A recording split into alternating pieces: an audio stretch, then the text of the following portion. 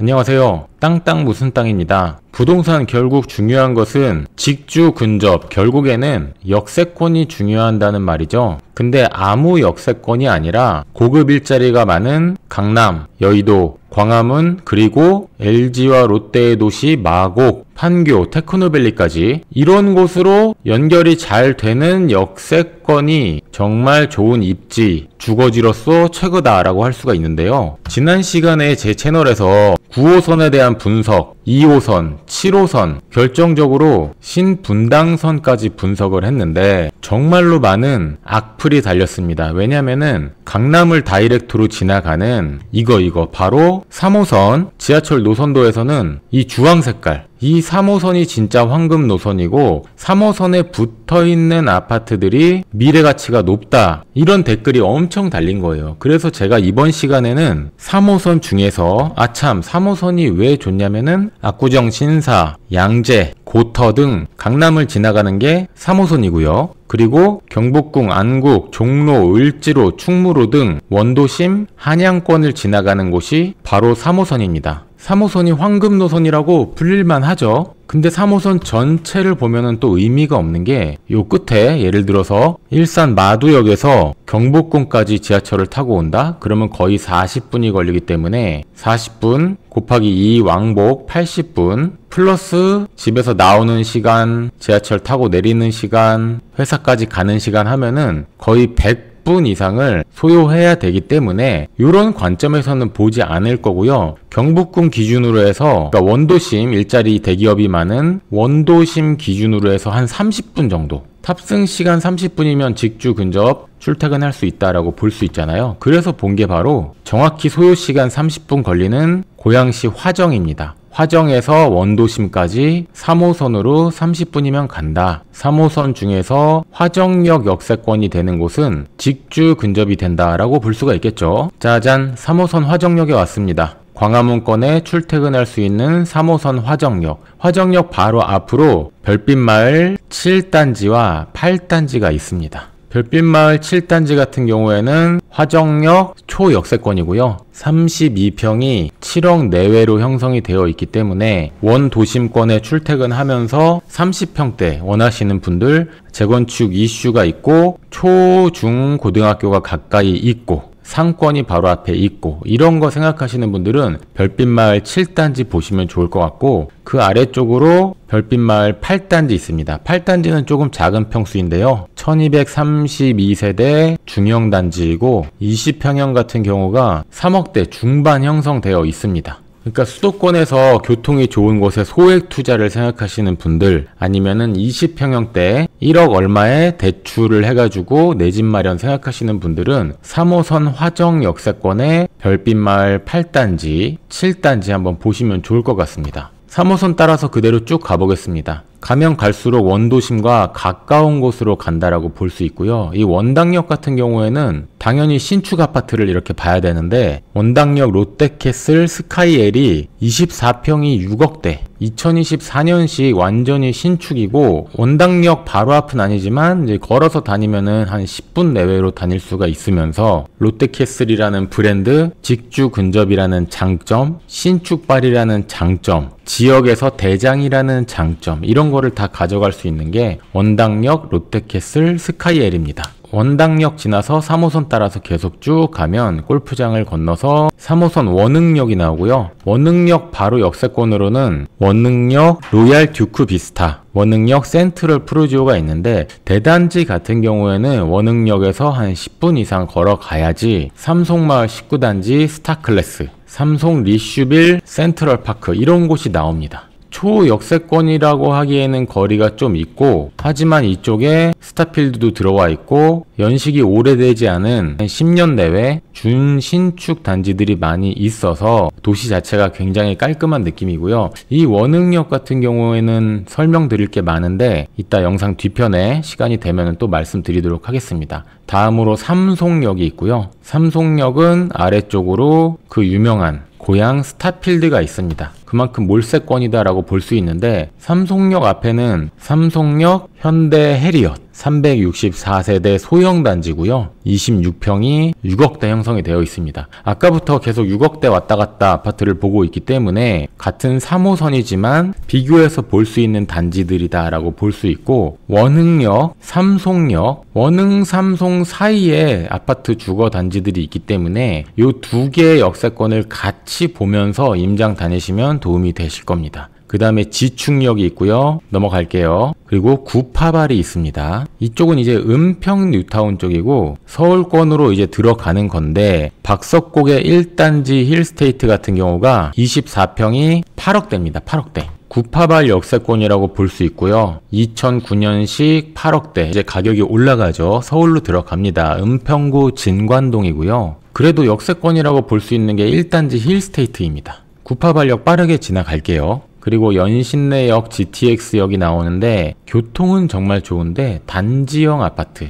단지 아파트가 그나마 가까운 게 북한산 힐스테이트 7차가 있습니다. 연신내역 주변은 재개발 구역들, 조합주택 이런 것들이 많기 때문에 토지, 재개발 투자 쪽이라고 볼 수가 있고, 아파트 투자로는 그렇게 적합하진 않습니다. 교통은 좋은데 현장에 가보면 뭔가 살만한 아파트, 눈에 들어오는 곳이 별로 없습니다. 연신내 지나서 이제 불광역이고요. 불광역까지는 지하철 타고 원도심권 출퇴근을 좀 생각해 볼 수 있습니다. 불광역은 그나마 좀 가까운 게 북한산 현대홈타운 662세대 9평이 8억대. 그러니까 3호선에서 서울 쪽으로, 광화문 쪽으로 점점 가까이 우리가 가고 있는데, 가깝다고 꼭 가격이 비싼 건 아니고 신축이냐 구축이냐 세대수, 역과의 거리 이런 것들에 좌지우지 되면서 가격이 결정되기 때문에 아까 화정에서부터 지금 불광까지 왔거든요. 실매수, 투자, 실거래를 생각하시는 분들은 오늘 영상 한 2번, 3번 보시면서 같은 가격이면은 한 정거장, 두 정거장 차이가 나도 누가 더 생활 인프라가 좋고 역세권이 될 수 있느냐, 요거를 더 중점적으로 보시는 게 도움이 더 되실 겁니다.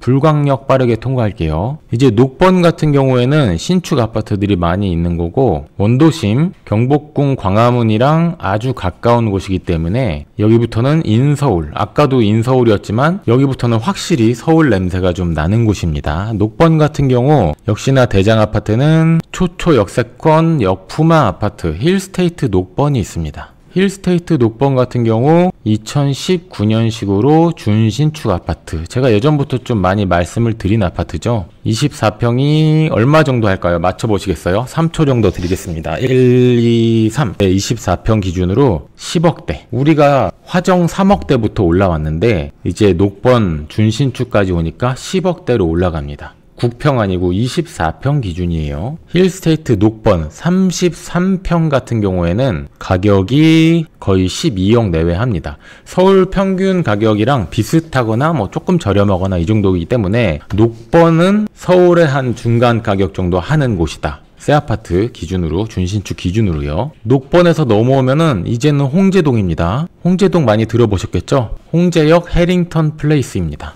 부동산 공부하고 좋아하시는 분들이라면은 해링턴 플레이스 입주할 때 다들 관심이 많으셨을 텐데, 홍제역 해링턴 플레이스 2021년식 준신축이고요. 34평 얼마일까요? 좀 전에 녹번 가격 봤잖아요. 12억 내외. 그럼 하나 더 와서 홍제역 준신축, 아니 신축 21년식 완전 신축이죠. 해링턴 플레이스 34평 같은 경우 13억대입니다. 녹번이냐 홍제냐 이거 가지고 고민하시는 분들 많이 있는데, 지하철 타고 광화문이나 강남으로 출퇴근하실 거면 한 정거장 빨리 타는 게 나을 수도 있어요. 홍제역부터는 정말로 지하철이 출근 시간대 붐빕니다. 근데 우리는 중요한 거는 부동산을 사는 거잖아요. 실거주도 거주지만 투자의 의미가 많이 포함되어 있기 때문에 어디가 더 수요가 몰릴 것인가, 미래 가치 측면에서 봤을 때 녹번이냐 홍제냐 이렇게 비교해 보신다면은 어떠세요? 홍제 쪽에 1점 더 드리시겠습니까? 저는 좀 그런 생각이 드는데, 뭐 이런 부동산 논쟁이나 질문 같은 거 하실 분 계시면 고정 댓글에 카카오톡 단톡방 링크 달아놨으니까 단톡방 들어오셔서 질문 많이 해주시고, 지금은 황금 노선인 3호선 이야기하고 있습니다.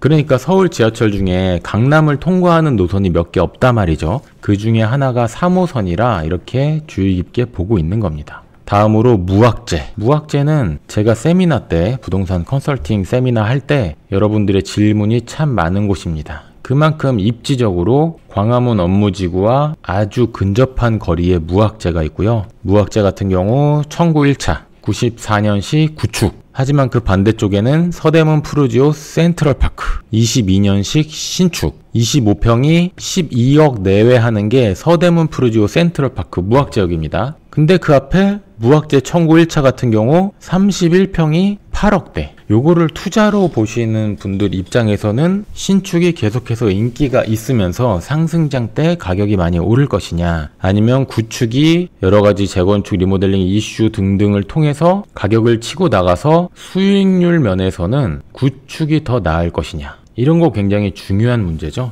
무학재는 일단 살기 좋습니다. 공기도 너무 좋고 막 새소리도 들려요. 바로 앞에 인왕산이 있기 때문에 자연 친화적인 지역이 무학재다라고 볼 수 있습니다. 무학재 다음으로는 이제 독립문 왔네요. 독립문 하면 유명한 게 경희궁 자이, 경자가 아래쪽에 있고요. 근데 정작 독립문역 가까운 데는 경희궁 롯데캐슬, 요거는 195세대 소형 단지고, 독립문 앞에 쪽으로는 무학 현대도 있지만 사실 많이 보는 곳은 인왕산 아이파크. 많이 들어보셨죠? 인왕산 아래쪽에 있는 인왕산 아이파크를 또 많이 관심들 갖고 계시는데 2008년식 준신축이고 33평이 13억대. 정확히 서울 아파트 평균 가격을 형성하고 있는 게 인왕산 아이파크입니다. 경희궁 자이만큼 또 입지가 좋기 때문에 이 독립문역 다음이 바로 경복궁입니다. 그리고 이 독립문역 같은 경우에는 경복궁을 한 정거장 2분 만에 가기도 하지만 독립문에서 을지로 충무로 지나서 한강을 건너서 강남 압구정까지도 18분이면 도착을 합니다. 그러니까 3호선 중에서 이 북부 지역 중에서 독립문, 무학재, 홍제, 녹번, 불광, 연신내 이 정도 라인은 강남 출퇴근하기에도 나쁘지 않다라고 볼 수 있는 곳이에요.